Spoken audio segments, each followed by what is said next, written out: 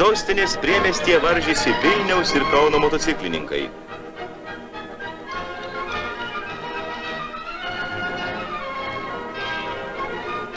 Slidžioje ir vingiuotoje kroso trasoje visko pasitaiko.